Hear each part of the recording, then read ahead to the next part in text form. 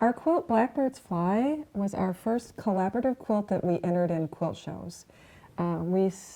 Made a collaborative quilt for our mother. Right. A few years prior. She always loved Dresden plates, so we decided to make a Dresden plate, and it has never been finished.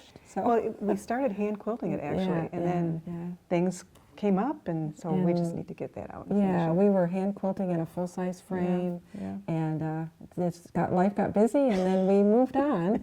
But we enjoyed the process of working on a quilt together, and we decided to look through some of our quilt books with antique quilt collections. Right. And there was a book, North Carolina Quilts, and we found this beautiful traditional quilt that was unique, that has kind of unique designs, which we always kind of like to go for. And we thought, let's interpret this quilt. And so pick out some more interesting colors. The original was like off-white background and reds, kind of reds and greens.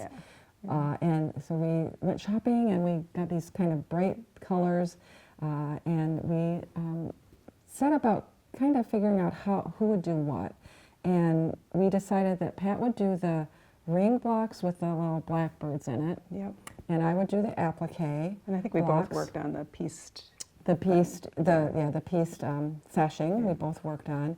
And I think at this point we both did some of the quilting on it. I think you did some of the straight line work, and then I was, loving feathers even at that point, and did a kind of a fun open feather and decided to use variegated threads that kind of matched the colors of the quilt. And then you did the binding, which had a piping, which was kind of new to us at that point. And we really liked the quilt, and we entered it in the AQS show in 1996, and it won a third place in group. And at that time, 2 people or more were considered a group. And we were beyond excited that it got any kind of a ribbon. And I remember the second and first place were like these, we know them, they're really good quilters, and we're at third place. And, we were so excited about that. And we felt like we wanted to keep collaborating on quilts. So this was our quilt prior to the Beatles quilt, which we started right after that, because we started it in 1996. And so I just wanted to say the rings that I pieced. There's a quilter called Deborah Wagner, and she had a technique, and her book was called Strip Plate Piecing, something like that. Great technique. And it's just a fascinating way to do those kind of circular piece designs. Get real accurate, to have them be really accurate. Piecing. One of the things that's interesting about Blackbirds Fly is the amount of quilting that is on the quilt, and that it won a third place in 1996. So I think it's interesting to think about how the quilting has evolved since I first started to machine quilt, where it was more minimal quilting.